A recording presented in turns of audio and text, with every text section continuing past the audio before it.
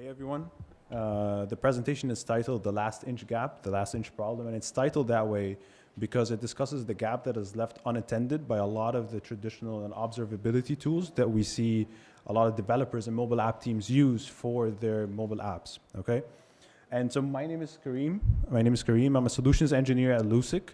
Lucid is a mobile-focused, mobile-centric monitoring tool, and that will be a big discussion point and a big talking point in the presentation today and how that makes a difference. So I'm not a developer. I'm not here to tell you how to write code, what's new in coding. But from my experience, I know a thing or two about monitoring and monitoring apps. And I've talked to a lot of developers and a lot of teams, enough that we have some context and some content that should be beneficial and useful, and you can come up with something from this talk. So I mentioned this gap that exists in the current monitoring tools. Let me give you an idea about the severity of this gap when it's left unattended. So let's do a simple example. The simple example is, let's look at an e-commerce app, and you're going through the app and trying to purchase something, and the buy now button is not working. And it's not even like a crash where regular tools will capture this crash, or even Apple and Google Play will alert you that there's a spike. No, it's actually an issue that is much more mobile focused that those other tools will not be able to capture. So just as an example, let's say it's the app running out of memory when you click on the button. So the point is, you're not getting alerted on it, and you're not getting a lot of user reports on this issue because customers would rather go to the competitor than go through the efforts of trying to report that there is an issue. So ultimately what you are left with is days, if not weeks, of this issue happening and unattended and you're not aware of. And that's definitely very detrimental to your business, especially if it's in the core functionality of like purchasing in an e-commerce app. So that's how severe it can get. And that's the motivation behind the talk. So why does this happen? Why is this gap existing? We have to look at the two different tools and separate them, two different types of tools. The traditional ones, they are more focused on API responses. They are more on the backend side, server-side driven data that isn't very relevant to the mobile experience actually.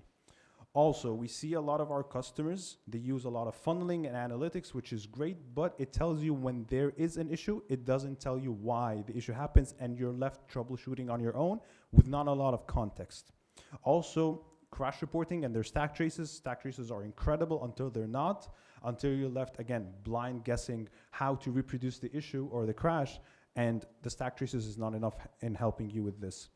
Shifting over to a mobile-specific tool like a Lucid, for example, the idea is you're getting all types of frustrating signals that may occur in the mobile experience, which is different than any regular digital experience. There's exclusivity to the type of frustrating signals that can occur within a mobile app.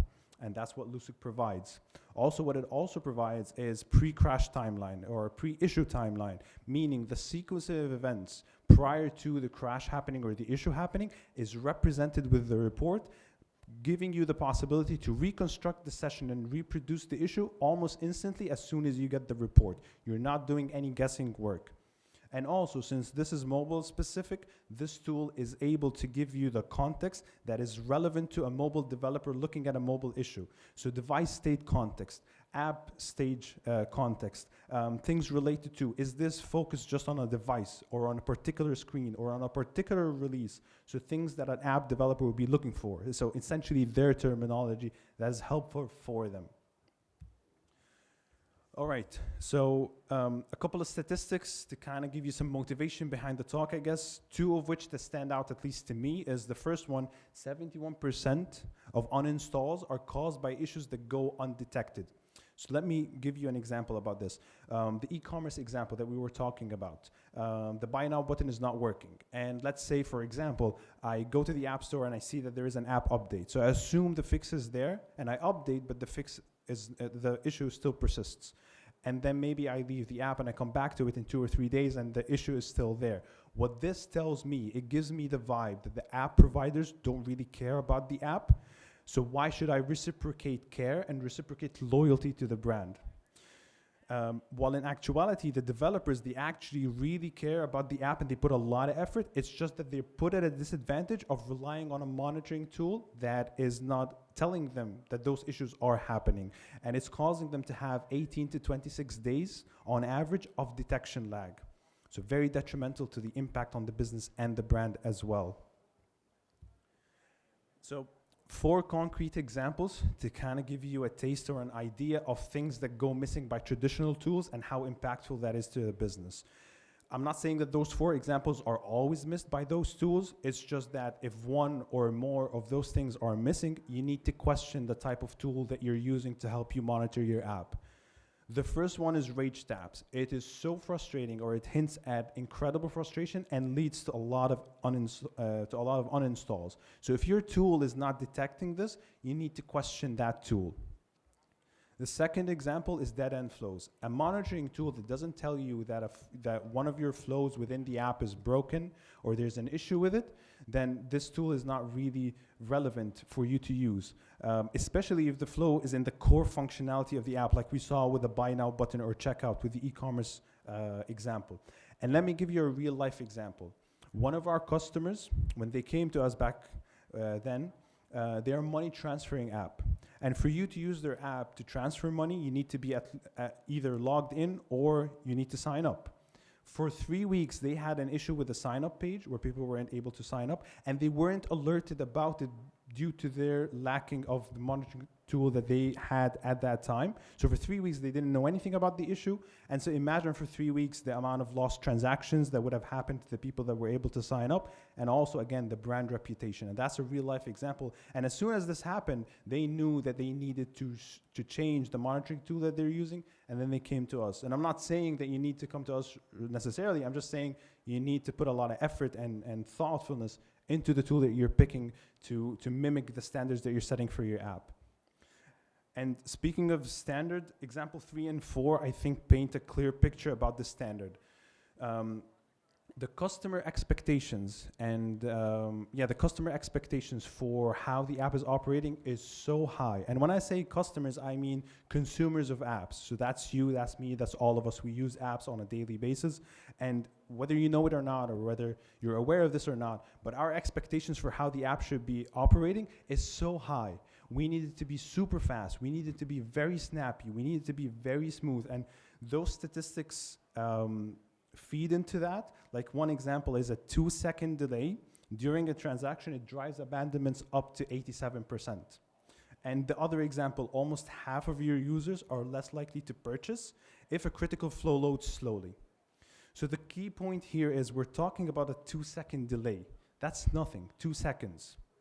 So right there, I just stopped for 2 seconds. So that's literally nothing, but that causes huge frustration and huge abandonment. And again, if your tool is not on the listen to those type of frustrating signals, then it's not good. If your tool is just worrying about the crashes, that's 10 years ago. It's not about the crashes, it's not about the stability, it's about the performance and how snappy your app is.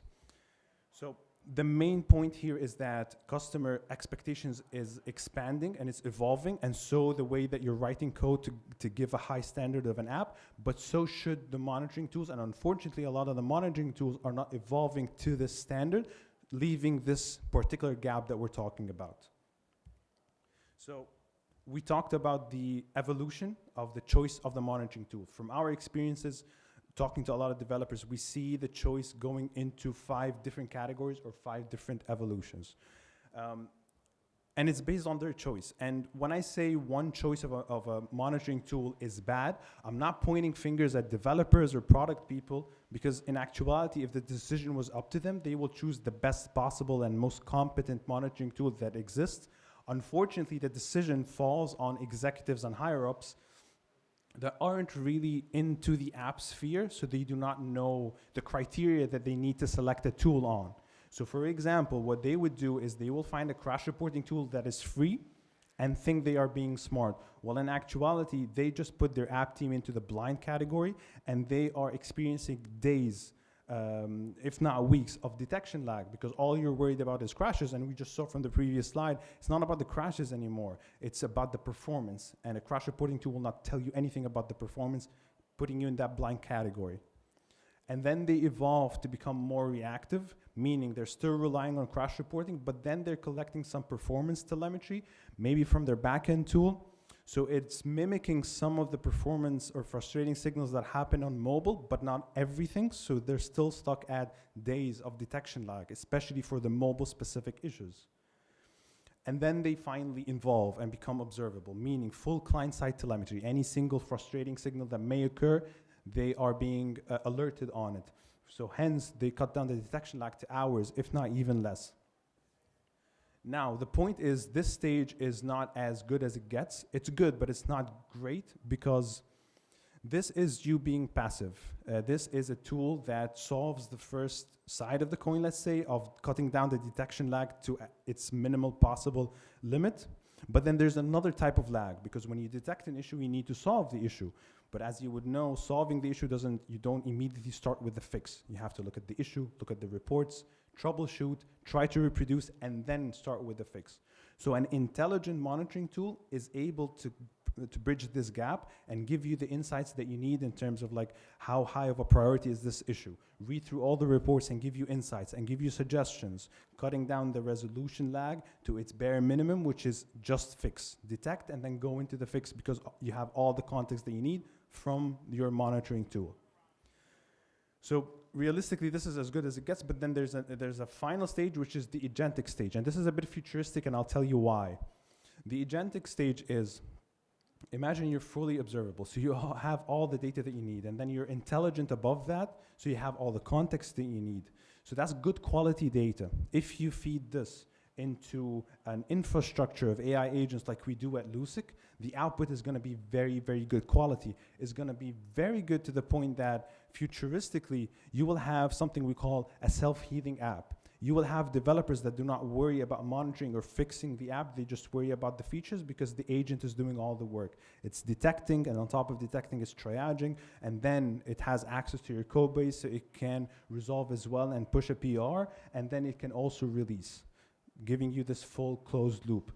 Obviously, this is futuristic because this relies on full autonomy of agents, which no one will do currently. But what we have is a co-piloting venture, let's say, of relying on those agents and just signing off and making them do the heavy lifting, and you're just there to see what's happening and give the sign-offs on the different stages. But they're doing a lot of the manual work, they're doing the heavy lifting. You're freeing up time to do the more important stuff, which is working on features.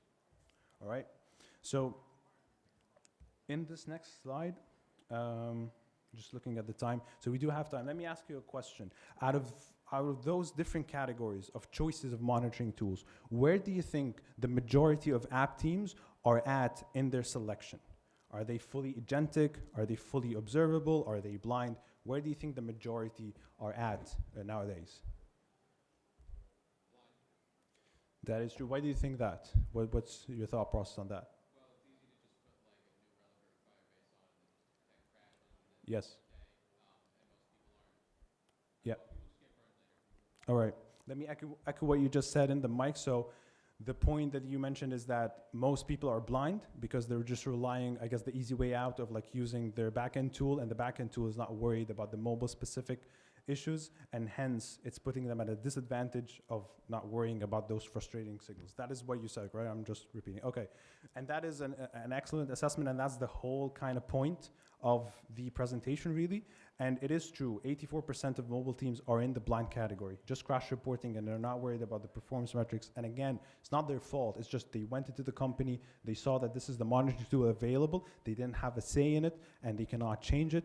But this is, I guess, a plea to the higher-ups that do make this decision, because, again, they think they made a smart choice in investing in a free tool, but they're actually paying this on the back end, like twofolds, threefolds, even more, because alone the resources used by developers to monitor and fix issues is in the millions annually. And this is just from the resources that you put into detecting things that go undetected by the lackluster tools, if I may. And the things that are detected by those tools, they come with little to no context. So the developers are spending hours and days trying to reproduce, trying to understand, because they don't have enough context. They're spending a lot of time. And this is just the cost, let alone the losses in transactions as well, and in the revenue, because if things go undetected, that's your standard, and that's the quality of the app drowning down as well. So this is kind of a plea into you need to put a lot of effort and a lot of thought upfront in the choice of a monitoring tool, because you will pay for it later down the line.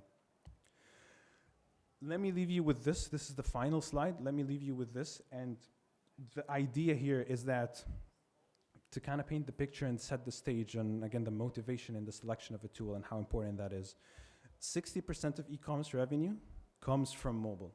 What this tells me, at least, is that as a brand, your outlet to the world is mobile apps, because you may have headquarters, an office space, website, shop. I may not go to any of those. I'll just use my app to interact with your service.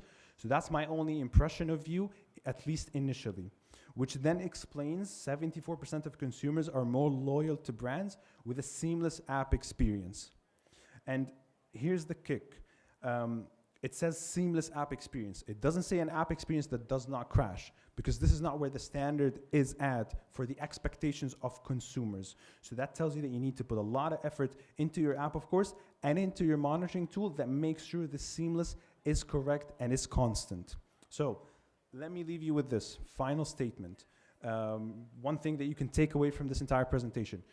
From our experience, your app is as good as your monitoring tool allows it to be. Because think of this, you can come up with the best app there is and put a lot of effort in, like rebranding and releasing a new app, or creating a new app, or just an updated app. And a lot of intricate details, a great collaborative effort between design and product and engineering. But it is as good, it is good, and it's to the standard that customers are expecting until you release. Because as soon as you release, or eventually, it's bound to fail because you're not able to test all the possible use cases. And if you don't have a monitoring tool that is detecting this failure, the standard that you set will drop down immediately. Versus if you have a competent monitoring tool, as soon as it detects that there is an issue, it will notify you. But then it will go a step further in being able to give you insights and suggestions, and even go a step further and fixing the solution for you, changing this whole cycle into releasing a fix, not even the same day, maybe even the same hour with a hot fix. So on a large enough time frame, those dips are immediately resolved. So on a large enough time scale, your standard that you set at the beginning is maintained and is constant throughout its life cycle because of a competent monitoring tool.